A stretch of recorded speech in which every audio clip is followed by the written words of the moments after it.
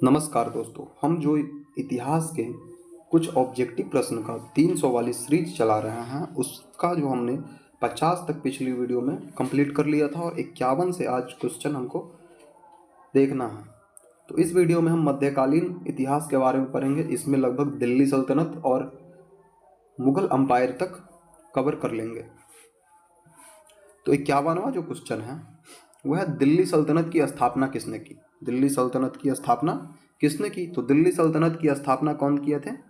कुतुबुद्दीन ऐबक। कुतुबुद्दीन ऐबक कौन थे? कुतुबुद्दीन ऐबक जो थे वो गौरी जो थे था उसका उसका गुलाम था।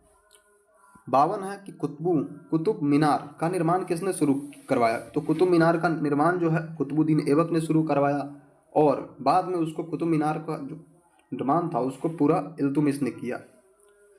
54 है कि तुर्कों में सबसे महान शासक कौन था? तुर्कों में सबसे महान शासक कौन था? तो इल्तुतमिश जो थे उसको तुर्कों में सबसे महान शासक माना जाता है।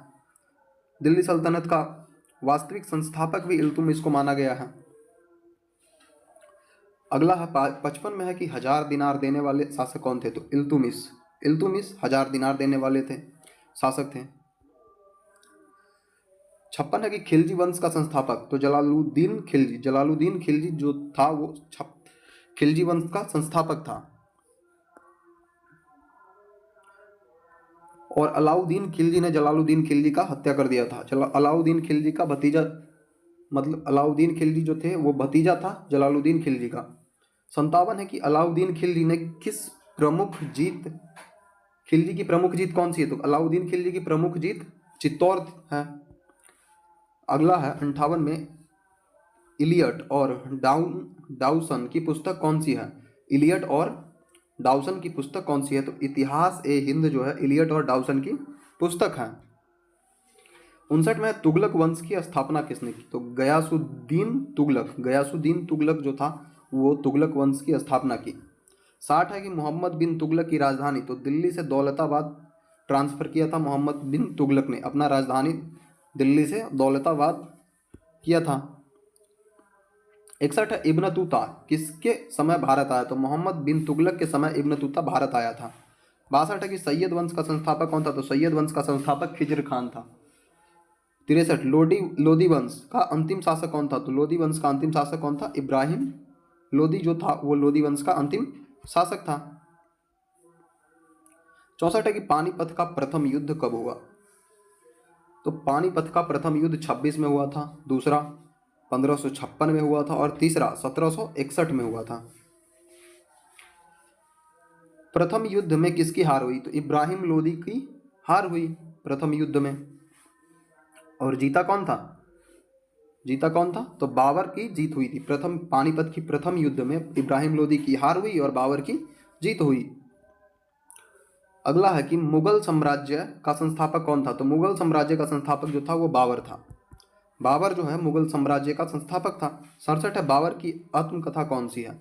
बाबर की आत्मकथा तो तुजुक ए बाबरी जो था वो बाबर की आत्मकथा था। हुमायूं के बाद गद्दी किसे मिली?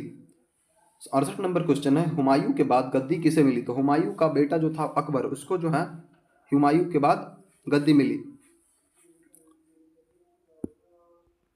अकबर का शासनकाल 1556 से 1605। अकबर का शासनकाल कब से कब तक? 1556 से 1605 तक। 70 है कि अकबर के नौ रत्न कौन कौन थे? तो नौ रत्न बहुत थे, उसमें बीरबल और तानसेन यहाँ दिया गया है, हालांकि और भी इसके 9 रत्नों में शामिल थे। अस्थाई सेना 71 है, अस्थाई सेना किसने बनाई? तो अस्थाई सेना अकबर ने बनाई। दीन इलाही धर्म का संस्थापक कौन है? तो अकबर है। इस धर्म को मात्र 21 लोग अपनाया था। दीन इलाही धर्म को मात्र 21 लोग अपनाया था। क्वेश्चन अगर आ गया कि दीन इलाही धर्म को मानने वाले प्रथम हिंदू कौन थे? तो हिंदू कौन थे? बीरबल। अकबर द्वारा जो स्थापित धर्म था दीन इलाही धर्म, इसको मानने वाले प्रथम हिंदू बीरबल था। जहांगीर की आत्मकथा 73 है, जहांगीर की आत्मकथा क्या है? तो तुजुक ए जहांगीरी, तुजुक ए जहांगीरी जो है जहांगीर की आत्मकथा है। 74 है शाहजहां का प्रमुख निर्माण। शाहजहां का प्रमुख निर्माण क्या था? तो ताजमहल। शाहजहां का प्रमुख निर्माण ताजमहल था। ताजमहल किस नदी के किनारे स्थित है? ताजमहल यमुना नदी के किनारे स्थित है। 76 औरंगजेब का शासनकाल। तो मुगल साम्राज्य में सबसे लंबा शासनकाल किसका है? औरंगजेब का। औरंगजेब का शासनकाल जो है मुगल साम्राज्य में सबसे लंबा शासनकाल माना जाता है।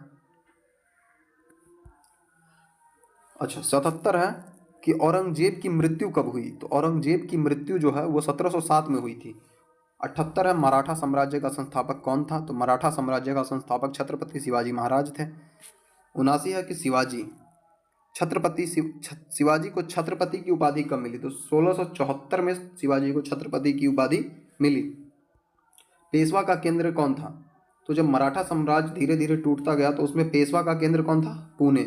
पेशवा कहाँ रहते थे? पुणे में रहते थे। पानीपत का तृतीय युद्ध ये हमने पहले ही बता दिया था, 1761 में हुआ था, 1761 में। 82 है विजयनगर साम्राज्य की स्थापना किसने की? विजयनगर साम्राज्य की स्थापना किसने की? तो हरिहर और बुक्का कौन थे? विजयनगर साम्राज्य के संस्थापक थे। 83 है कृष्णदेव राय कहाँ से संबंधित है? तो विजयनगर साम्राज्य से संबंधित है कृष्णदेव राय। कृष्णदेव राय जी जो है विजयनगर साम्राज्य से संबंधित है। विजयनगर साम्राज्य का यह महान शासक भी बताया गया है। 84 है कि बहमनी साम्राज्य की स्थापना किसने की? बहमनी साम्राज्य की स्थापना किसने की? तो हसन गंगू। हसन गंगू नाम के व्यक्ति ने बहमनी साम्राज्य की स्थापना की। 85 है राणा सांगा किस राज्य के राजा थे? तो राणा सांगा मेवाड़ के राजा थे। राणा सांगा मेवाड़ के राजा थे। 86 है रानी पद्मिनी। रानी पद्मिनी किससे जुड़ी थी? तो चित्तौड़ से। रानी पद्मिनी चित्तौड़ से जुड़ी थी, चित्तौड़ की वासी थी। 87 है कि अकबर के समय की भाषा क्या थी? अकबर के समय की भाषा क्या थी? फारसी। अकबर के समय की भाषा फारसी थी। कबीर का भाषा सुधु ककरी थी। कबीर का भाषा क्या था? सुधु ककरी जो था वो कबीर की भाषा था। 89 है कि सूफी संप्रदाय के संत। तो ख्वाजा मोइनुद्दीन चिश्ती। ख्वाजा मोइनुद्दीन चिश्ती थे, सूफी संप्रदाय के संत थे। 90 है कि भक्ति आंदोलन का प्रमुख व्यक्ति कौन थे? भक्ति आंदोलन का प्रमुख व्यक्ति रामानुजाचार्य जो थे वो भक्ति आंदोलन के प्रमुख व्यक्ति थे।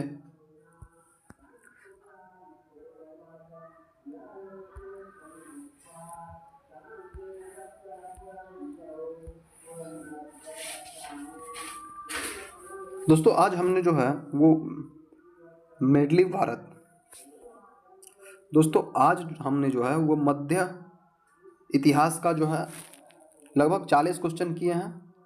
अगली वीडियो में हम आधुनिक इतिहास से क्वेश्चन करने वाले हैं। दोस्तों अगर इसका पीडीएफ आपको चाहिए तो आप हमारे टेलीग्राम चैनल को ज्वाइन कर सकते हैं। साथ ही अगर इस तरह के और भी वीडियो से देखना चाहते हो तो हमारे चैनल को सब्सक्राइब कर सकते हैं।